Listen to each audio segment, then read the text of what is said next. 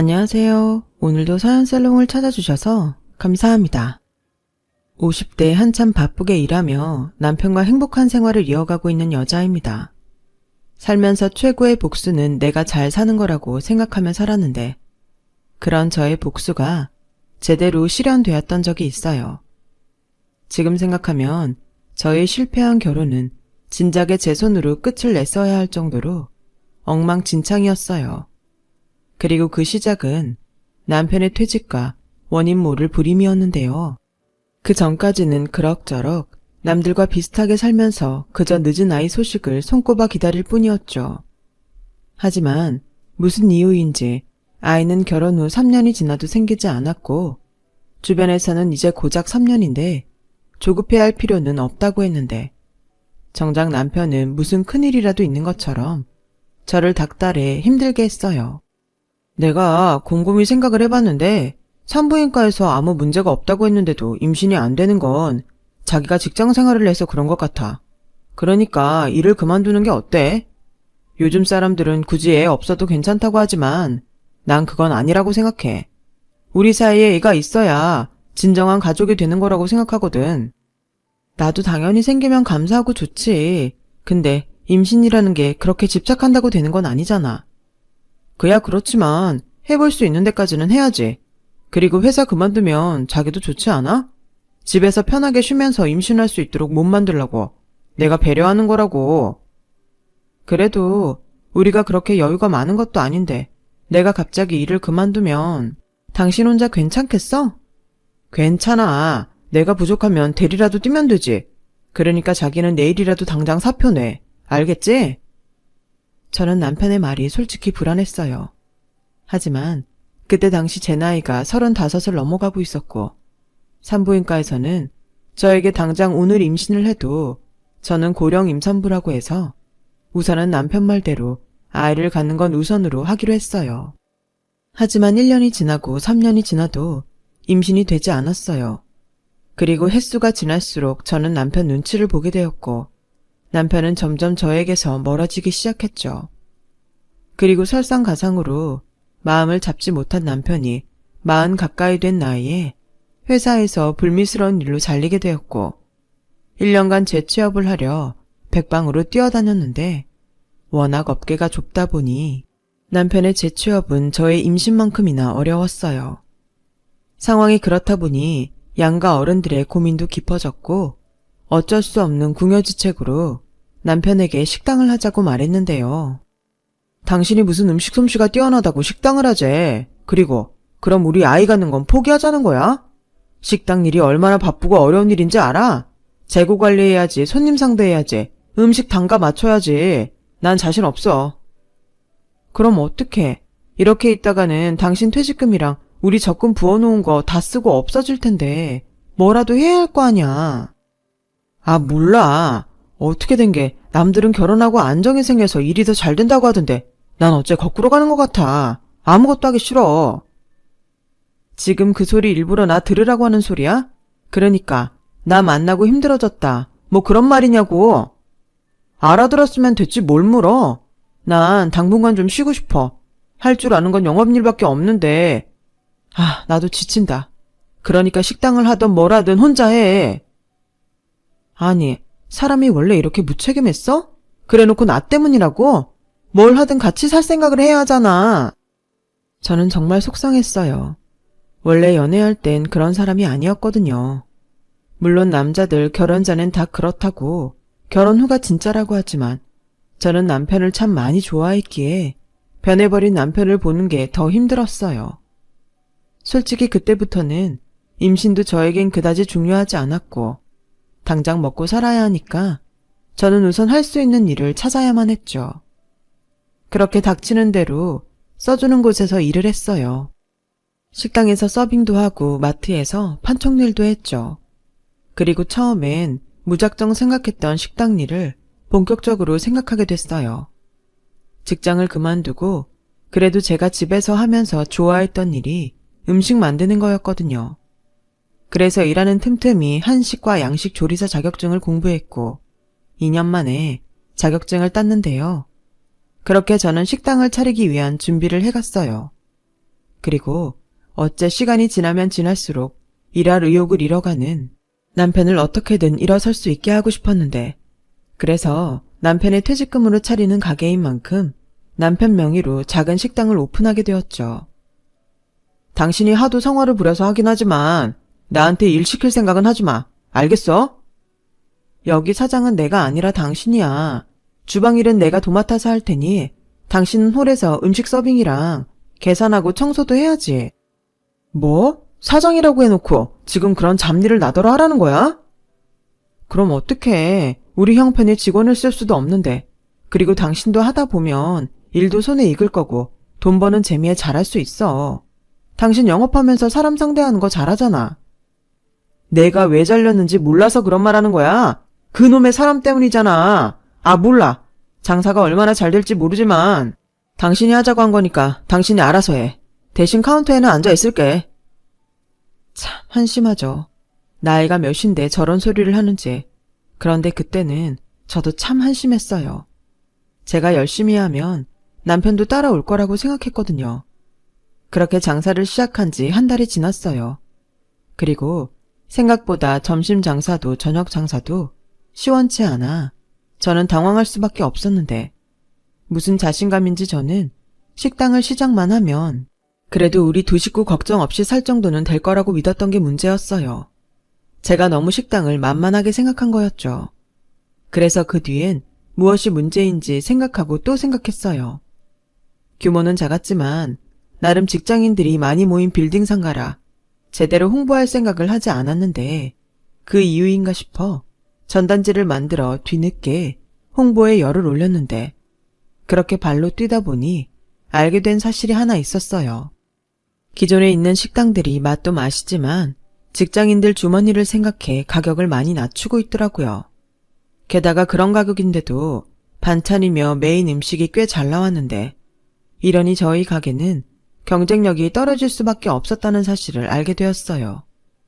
그런데요, 아무리 머리를 굴리고 계산기를 두드려도 그 가격에 그 단가는 나오지 않더군요.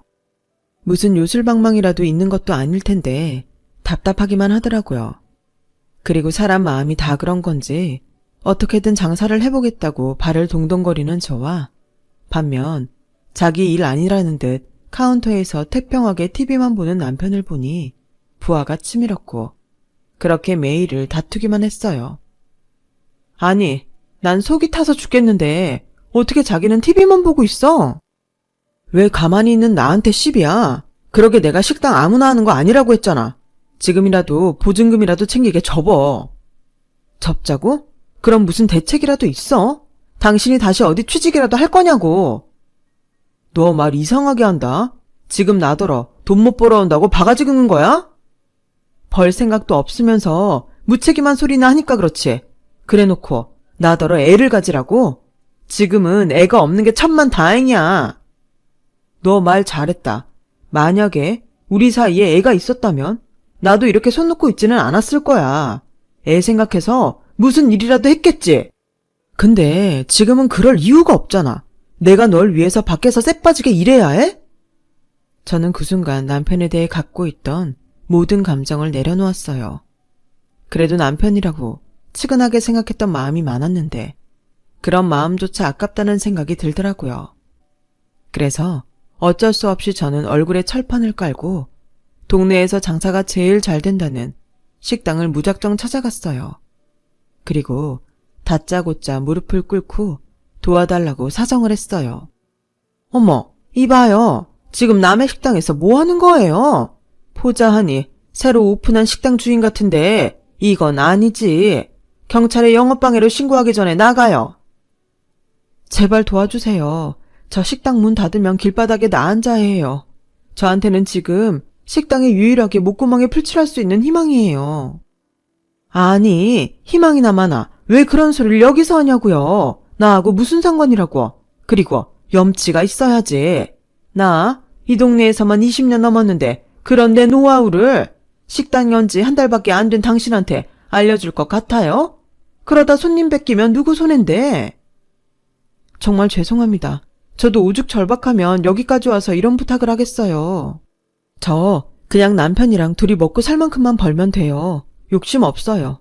와서 일 거들라고 하면 매일 와서 일도 거들게요. 뭐든 할 테니 제발 제가 어떻게 하면 좋을지 알려주세요. 제발 부탁입니다. 참 끈질기네. 어차피 내가 그쪽한테 뭘 알려줘도 이미 여긴 단골이 다 형성돼서 다른 업체 끌어들이지 않는 한 아줌마 가게는 힘들어요. 장사를 하려면 충분히 알아보고 덤벼야지. 그리고 이건 먼저 식당 한 사람이라 말해주는 충고인데 물가는 오르지만 여기 음식값은 못 올리는 게 여기 바닥이에요. 그 가격에 음식 단가랑 똑같은 맛 유지하려면 얼마나 어려운지 알아요? 어설프게 여기서 이러지 말고 빨리 나가요. 다음에 또 찾아오면 그때는 소금 한 바가지 뿌릴 테니 그럴 줄 알아요. 그 동네에서 장사가 가장 잘 된다는 식당 주인분은 참 무섭고 냉정했어요. 하지만 입장을 바꿔 생각하면 그 주인분의 행동은 너무나도 당연하다고 생각했고 절박한 저는 그 뒤로 매일 그 식당을 찾아갔어요. 소금 바가지를 맞아도 어쩔 수 없다고 각오했죠. 그렇게 보름 넘게 매일 그 식당에 출근 도장을 찍었어요. 처음엔 저를 내쫓기 바빴던 사장님도 이내 지쳤는지 돈 내고 점심을 먹겠다는 저를 말리지 않았고 저는 그곳에 저렴하면서도 맛있는 음식들을 종류별로 먹어보며 그저 감탄만 할 수밖에 없었는데 어느 날은 울컥 눈물이 터져 나왔어요. 아무리 노하우를 배운다고 해도 이 가격의 이 맛은 죽었다 깨도 못 만들겠다는 생각이 들었어요. 그리고 남편까지 협조하지 않는데 무슨 용기로 덜컥 식당을 차렸는지 그제야 저의 현실이 얼마나 무섭고 냉혹한지 알겠더라고요. 아니, 왜 밥 먹다가 울어요? 나 참, 살다 당신 같은 사람은 처음이네요. 사장님, 음식이 전부 다 맛있어요. 먹어보니까 알겠더라고요. 사장님이 그동안 얼마나 노력하셨는지. 죄송해요. 알아주니 고맙기는 한데, 그래서 식당 접으려고요? 글쎄요, 하루하루 손해를 보는 실정인데 문 닫는 것도 손해라 어떻게 해야 할지 모르겠어요. 남편은 뭐래요? 오가다가 보니까 식당에 남편도 있던데? 그 사람은 제 탓만 해요. 제가 지푸라기라도 잡는 심정으로 하자고 한 거라서요. 내일 새벽 5시에 나 장 보러 가는데 같이 갑시다. 내가 다른 건 못 해주고 식재료 거래하는 곳은 알려줄게요. 다른 곳보다는 재료도 신선하고 쌀 테니 도움이 될 거예요. 그리고 이거 받아요. 그거 보면 단가 맞춰서 음식 합정하는 데 도움이 될 거예요. 정말 이거 저 주셔도 돼요? 아무리 맛있어도 가격이 맞지 않으면 사람들이 오지 않으니까. 내가 음식 맛까지는 알려줄 수 없지만 거기까지는 내가 해줄 수 있어요. 그리고 점심때 가끔 자리 없어서 다른 곳에 가야 하는 업체 손님이 생기거든요. 그러면 내 그쪽에 가라고 말할 테니 나 망신당하지 않게 잘해요. 알겠죠? 사장님 너무 감사합니다. 정말 앞이 막막했는데 정말 고맙습니다. 이 은혜를 어떻게 갚아야 하죠? 아직 뭐 하나 제대로 한 것도 없으면서 무슨 은혜. 됐고 나 이렇게 사람 도와준 거 처음이니까 후회 안 하게 잘해요. 예전에 나 젊었을 때 보는 것 같아서 큰맘 먹고 도와주는 거니까. 그렇게 저는 식당 사장님에게 큰 도움을 받았어요. 아무래도 절실했던 저의 마음이 사장님을 움직이게 한 것 같았죠. 그리고 그 순간은 저에게 로또 1등이 부럽지 않았어요. 그만큼 사장님이 알려준 식재료 거래처와 장부는 저를 다시 일어설 수 있게 했고 저는 생각에 생각을 거듭한 끝에 다른 식당과 차별적인 영업으로 배달을 생각하게 됐어요. 생각보다 점심시간에 밖에 나와서 식사를 할 수 없는 사람들이 제법 있다는 말을 들었거든요. 규모가 있는 공장 같은 곳은 그래서 자체적으로 한밥집 같은 운영을 한다고 했지만 규모가 작은 곳은 도시락이나 출근길에 빵이나 편의점 도시락 같은 것을 사간다는 누군가의 하소연을 들은 것이 그 이유였어요. 하지만 남편과 둘이 식당을 운영하는 저희 가게는 어쩔 수 없이 남편이 배달을 해야 하는 실정이었는데 제 말을 들은 남편은 정색을 하며 싫다고 하더군요. 보자보자니까 이젠 배달까지 하라고? 미쳤어? 그러다 오토바이 타다 사고라도 나면 그땐 어떻게 책임지려고 그래? 그러지 말고 배달 직원을 뽑든가. 그것도 아니면 대행 불러. 나도 그러면 좋지. 근데 문제는 돈이잖아. 인건비 줄여보려고 그러는 거 정말 몰라서 그래? 그리고 이제 좀 손님들도 오고 그러는데 당신은 뭐라도 더 해야겠다는 생각이 없어? 이런 말까지는 안 하려고 했는데 당신 정말 구제불능이야. 뭐? 지금 말 다 했어? 내가 하자는 대로 다 해주니까 내가 우습게 보이냐? 우습게만 보이겠어? 한심하다고. 나 혼자 살자고 하는 게 아닌데 뭘 그렇게 빼. 계속 이럴 거면 차라리 이혼해. 살면서 이혼 생각을 안 해본 건 아니었지만 입 밖에 꺼낸 건 그때가 처음이었어요.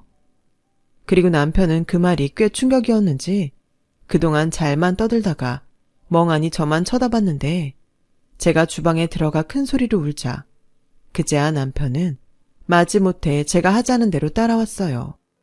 그리고 정말 감사하게도 저의 예상은 맞아떨어졌고 초반에 홍보 차원에서 무상으로 점심 배달을 해준 업체들이 줄줄이 저희 식당과 계약을 하자고 하는데 가격도 가격이고 음식 맛이 좋다며 오히려 저에게 고맙다며 이런 식당이 그동안 간절했다고 하더라고요. 덕분에 저는 평일은 거의 잠도 못 자고 새벽부터 장을 보고 음식하느라 그야말로 행복한 비명을 지르게 되었는데요. 도저히 저 혼자는 감당이 되지 않았어요.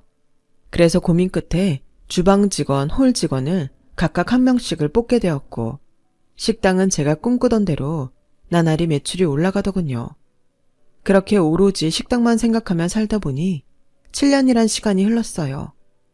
그 사이 작지만 저희 식당은 저에게 도움을 준 사장님이 식당 다음으로 잘 되는 가게가 되었고 돈도 제법 벌어 빚도 갚고 대단지 아파트로 이사까지 가면서 보람 있는 행복한 시간을 보낼 수 있었는데 득이 있으면 실이 있다고 전부터 조금씩 눈에 거슬렸던 남편의 행동이 결국에 문제를 일으키고 말았어요.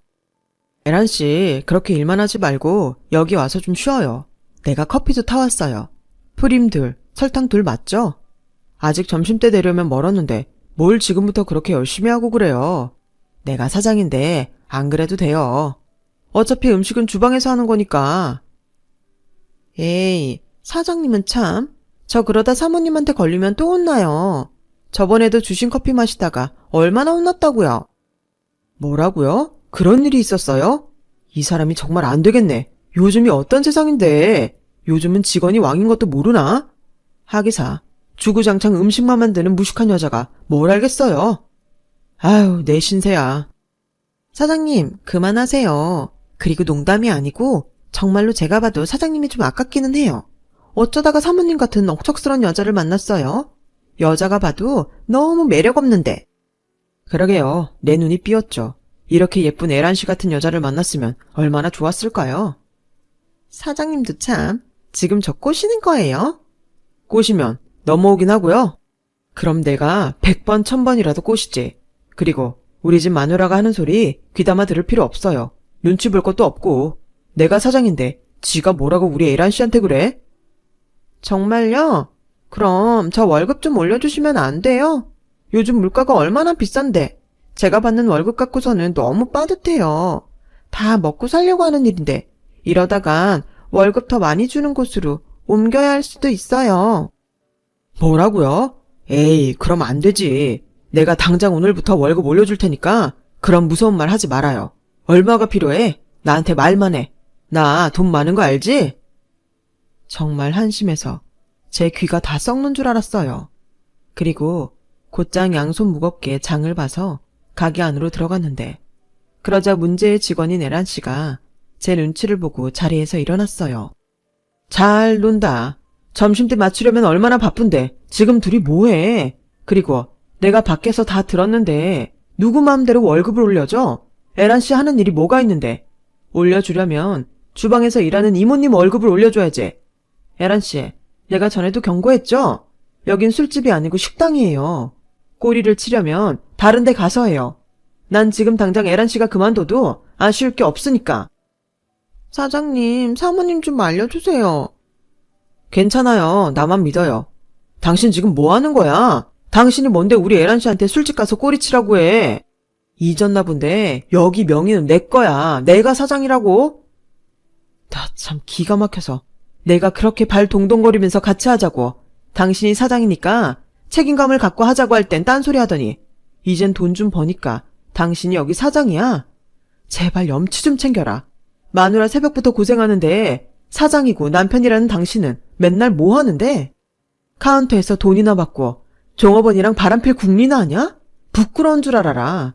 둘 다 내 가게에서 쫓겨나기 싫으면 알아서 해. 알겠어? 에란 씨는 가게에 들어온 지 이제 겨우 한 달이 넘은 저보다 6살이 어린 종업원이었어요. 옷차림도 화장도 첫인상이 참 별로였는데 이혼하고 홀어머니와 함께 힘들게 살고 있다고 하도 사정을 해서 받아준 것이 이렇게 제 발등을 찍을 줄은 몰랐죠. 그날 이후 에란 씨는 믿는 구석이 있다는 듯 식당을 그만뒀어요. 그리고 에란 씨가 그만둔 뒤 남편은 사장인 자기 체면을 구겼다며 더 이상 식당에 나가지 않을 테니 저에게 알아서 하라고 했는데 애도 아니고 유치해서 알았다고 했네요. 그러면서 드는 생각이 남편 체면 살려주려고 식당이며 아파트, 자동차까지 죄다 남편 명의로 해줬는데 그거 믿고 나대는 것 같아서 명의를 바꿔야겠다고 생각했어요. 하지만 워낙 하루 24시간이 바빴던 저는 남편과 에란 씨의 부재로 더욱 정신이 없었고 직원을 뽑기까지 정말 힘들었는데 그렇게 사람 2명을 더 뽑고 나서 좀 여유가 찾아오나 싶더니 남편이 식당으로 들어왔어요. 뭐야, 이제 여기 안 나오겠다며. 내가 가만히 참으려고 하니까 너무 억울해서 왔다. 이 식당이 잘 되는 게 당신은 전부 당신 덕인 것 같지? 근데 아니야. 나는 뭐 놀았어? 놀았잖아. 당신이 뭘 했는데? 사사건건 내가 하자는 건 전부 싫다고 하면서 핸드폰 게임이나 하고 TV만 봤잖아. 이거 왜 이래? 내가 배달했잖아. 오토바이 운전 얼마나 무서운 줄 알아? 내가 이 가게 목숨 걸고 살렸다고. 뭐? 뭘 걸어? 정말 말을 말자. 어차피 에란 씨 여기 그만뒀고 사람도 새로 뽑았어. 그리고 앞으로는 절대 젊은 여자는 뽑지 않을 거니까 그런 줄 알아. 내가 정말 다른 사람 보기 창피해서 못 살겠다. 그래, 나도 마찬가지야. 그러니까 이만 당신이 나가. 뭐? 지금 뭐라고 했어? 여기 내 가게잖아. 잊었어? 내 퇴직금으로 차린 내 가게. 그러니까 좋게 말할 때 이혼 서류에 도장 찍고 나가. 나는 이제부터 에란이랑 새 인생 살 거니까. 결국 둘이 작정을 하고 날 내보내겠다는 거야? 웃기고 있어. 내가 왜? 나는 절대 그럴 수 없어. 내가 이 가게를 어떻게 꾸렸는데? 법대로 해. 난 하나도 무섭지 않으니까. 그리고 에란 씨도 그래. 다 늙은 유부남 꼬셔서 팔자 고칠 생각인가 본데 내가 둘이 쌍으로 엿먹여줄 테니까 그런 줄 알아. 지금도 봐. 무능한 당신 믿고 여기 나타나지도 않잖아? 누가 무능해. 그리고 우리 에란이가 뭐가 무서워서 내 뒤에 숨어? 에란아, 들어와. 얘기 다 끝났어. 그리고 인사해. 새 안주인이 직원들한테 정식으로 인사해야지. 그리고 오늘부터 우리 에란이는 카운터에서 편하게 앉아있어. 홀몸도 아닌데 무리하면 절대 안 되지. 누구 몇 년 동안 준비해도 안 되는 임신을 우리 에란이는 한 달 만에 애를 가졌다고. 오빠, 창피하게 무슨 그런 말을 해요. 그리고 사모님 나가면 음식은 누가 해요? 무슨 걱정이야. 주방 이모님 있는데. 우리 에란이는 이젠 아무 걱정하지 말고 행복하게 살 생각만 해. 내 앞으로 차도 있고 아파트도 있는 거 알지? 내가 빨리 정리해서 우리 에란이 정식 사모님 만들어줄 테니까 오빠만 믿어. 자, 들었지? 그러니까 억척스럽고 애도 못 갖는 당신은 내 인생에서 꺼져. 저는 남편의 독한 말보다 에란 씨가 임신을 했다는 것이 더 충격적이었어요. 그리고 에란 씨는 아직 나오지도 않은 자신의 배를 쓰다듬으며 저를 꼴 좋다는 듯 쳐다보는데 상황이 상황인 만큼 저는 이성줄을 놓고 말았어요. 저의 피와 땀으로 만든 식당을 제 손으로 때려 부셔버린 건 물론이고 이 모든 문제의 원인인 남편을 봐줄 수 없어서 남편 얼굴에도 한껏 손을 올려붙였죠. 그리고 그런 남편과 노란한 그 여자도 가만둘 수 없어 있는 힘껏 머리채를 잡았는데 그러자 남편 눈이 돌더군요. 뭐 하는 짓이야. 임신한 사람한테 어디 감히 손을 대. 미쳤어. 그래, 미쳤다. 이런 상황에서 안 미치면 그게 사람이냐?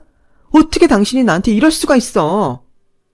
이거 내가 좋게 끝내려고 했는데 안 되겠네. 이봐들! 이 여자 이제 우리 식당이랑 아무 상관없는 사람이니까 밖으로 끌어내요. 내 말 안 듣는 사람은 내일부터 우리 식당에 오지 않는 걸로 알 테니 그렇게 알고. 남편은 제 손으로 뽑은 직원들에게 으름장을 놓듯 말했어요.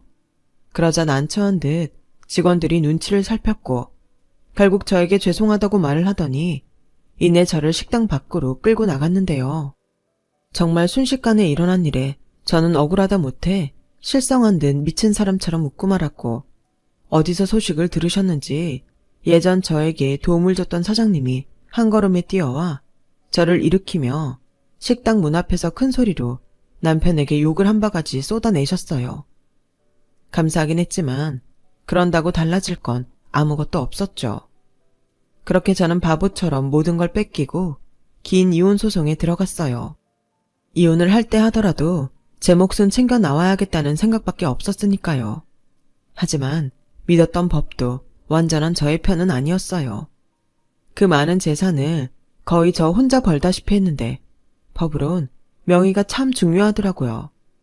결국 저는 재산 분할과 위자료를 모두 포함해 1억을 남편에게 받았어요.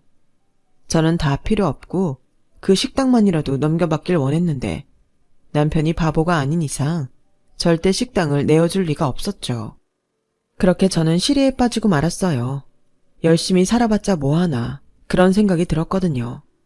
그리고 삶의 의욕마저 잃어 먹지도 못하고 잠도 자지 못했는데요. 모든 것이 저에겐 지옥 같은 생활이었어요. 그 사이 남편은 저와는 무관하게 계속 식당 운영을 이어갔고 저를 도와주신 사장님이 저 대신 복수를 하겠다며 소개해준 식자재 업체에 물건을 주지 말라고 하셨다는데 남편이 언제 그쪽 사장과 친분을 쌓았는지 그쪽에서 자기 장사하는 건데 그럴 수 없다고 했나 봐요. 그리고 설상가상으로 저의 이혼에 충격을 받은 친정 부모님은 병원 신세까지 지면서 상황이 더 악화되었죠. 그렇게 궁지에 몰리니 나만 없으면 모든 것이 다 해결될 것 같은 바보 같은 생각이 들었어요. 하지만 한편으로는 이렇게 끝내고 싶지 않다는 생각도 했던 저는 길을 잃고 1년 넘게 친정에도 가지 못하고 방황했는데요. 머릿속에 오로지 남편과 그 여자에 대한 복수만 생각하던 제 자신이 불쌍했어요.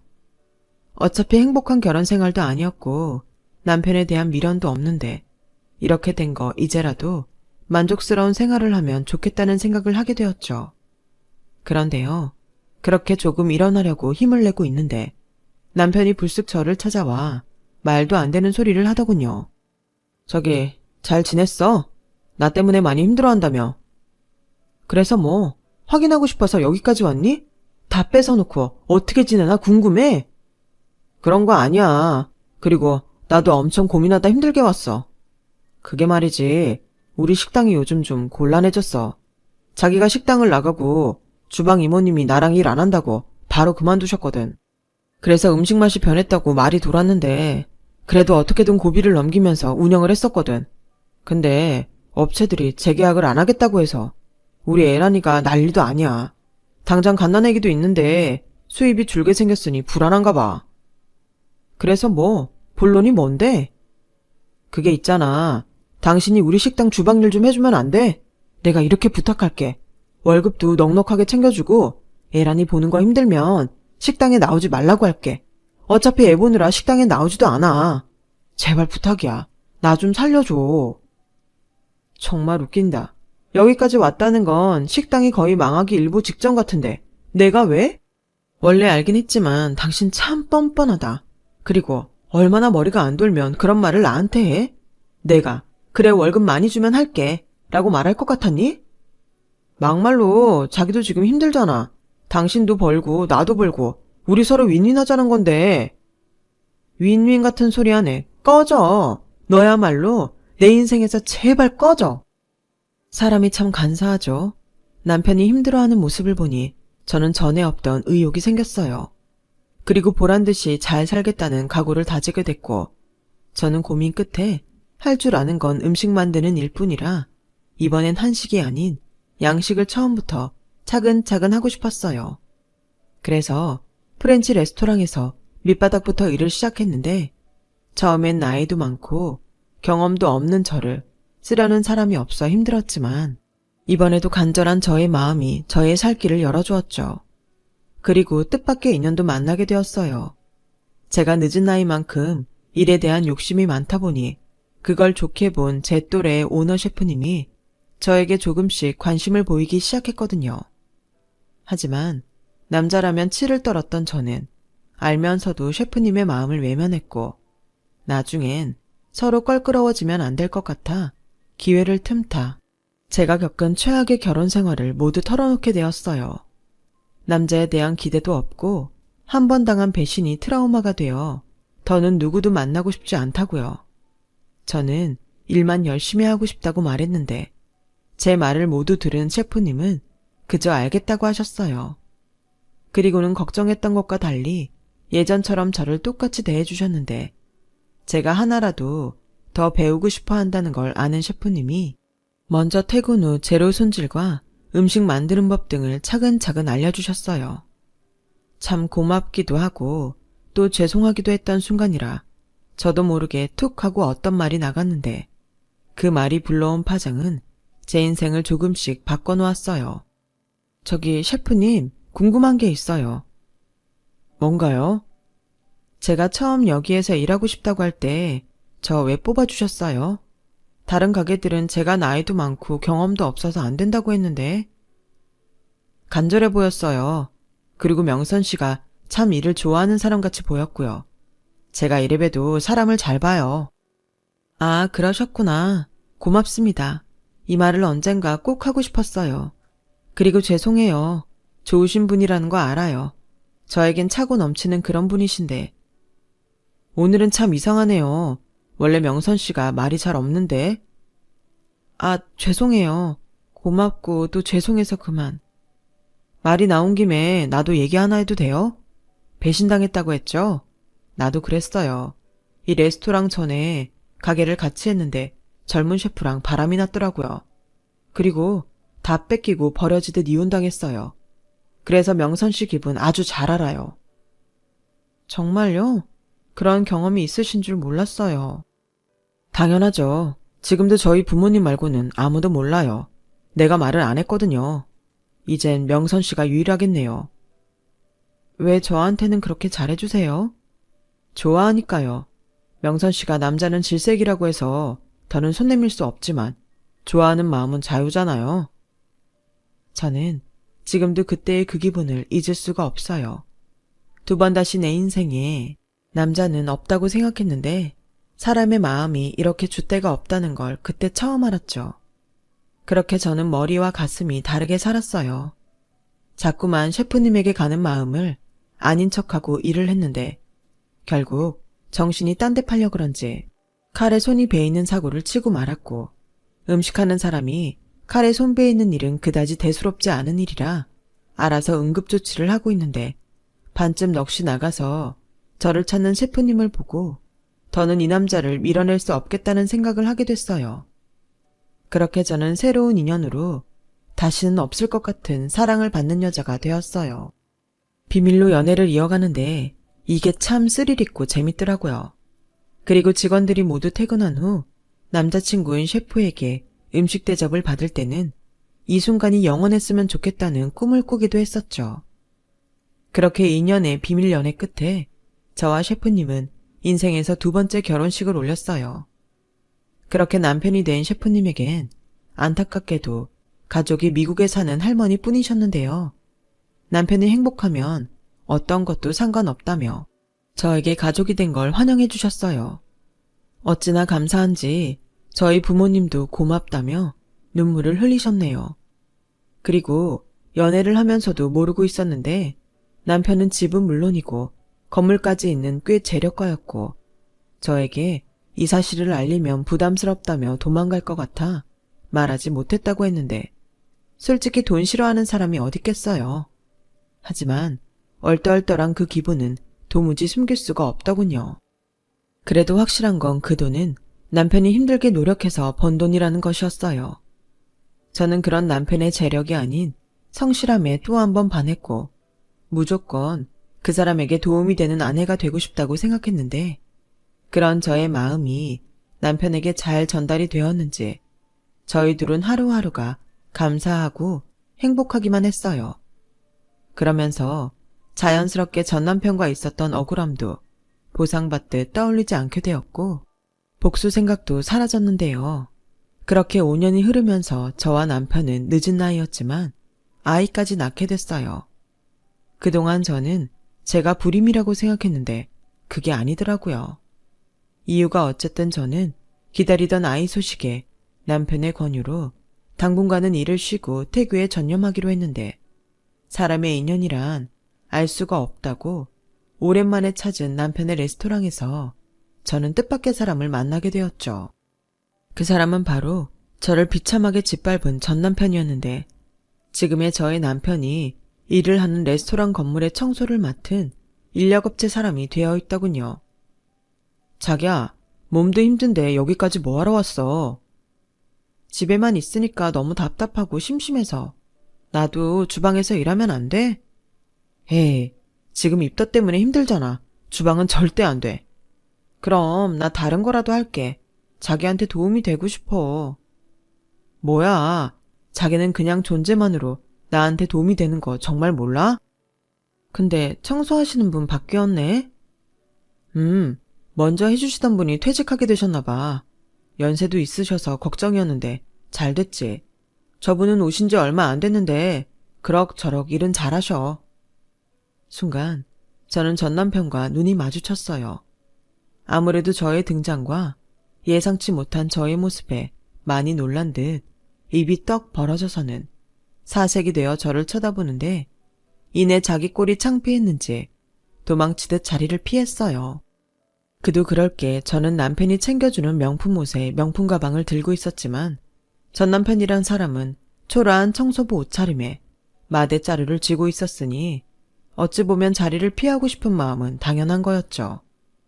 그런데요, 너무 황급하게 도망을 가서인지 전 남편은 그만 자기가 들고 있는 마대자루를 밟아 미끄러졌는데 하필이면 바로 앞이 계단이라 요란한 소리를 내며 구르는 사고가 나고 말았어요. 그 소리에 놀란 남편과 저는 황당하게도 전 남편을 데리고 병원을 찾았고 그 사람의 가족인 상간녀 에란 씨에게 연락을 하게 되었죠. 상황이 이렇게 된 이상 더는 말하지 않는 것도 웃긴 것 같아서 저는 남편에게 전 남편의 정체를 알리게 됐어요. 그러자 깜짝 놀란 남편은 한동안 아무 말도 없었는데 그 사이 아직 어린 남자아이를 안고 달려온 에란 씨가 저를 보고 귀신이라도 본 듯 놀라더라고요. 남편이 먼저 그 여자에게 다가가더군요. 저희 아내한테 얘기 다 들었어요. 전 남편이 청소일을 할 줄은 생각도 못한 일이라 저희 건물 청소일을 맡기게 됐네요. 피차 서로 얼굴 보기 불편할 테니 제가 업체의 말에 근무지를 바꾸도록 하겠습니다. 오늘 병원비는 제가 부담할게요. 골절에 의심된다고 하니 한동안은 고생을 하실 것 같습니다. 그럼 저희는 바빠서 이만 가볼게요. 가자 자기야. 홀몸도 아닌데 자기도 오늘 너무 무리했어. 아니야. 괜찮아. 그리고 오랜만이에요, 에란씨. 그 애가 그때 뱃속에 그 애인가 봐요. 나는 보다시피 덕분에 잘 살고 있어요. 이제 더는 원망하지 않으니까. 부디 저 사람이랑 행복하길 바래요. 지금 뭐 하는 거예요? 사람 놀리는 거예요? 보자하니 남자 잘 만나서 신세 고친 것 같은데 잘난 척 그만해요. 누군 저런 남자 만나고 싶어 만났나? 아, 짜증나. 왜요? 그렇게 좋다고 다 뺏어갈 땐 언제고. 아무튼 그땐 나도 참 분하고 억울했는데 저런 쓰레기 같은 남자 기꺼이 데려가줘서 정말 고마워요.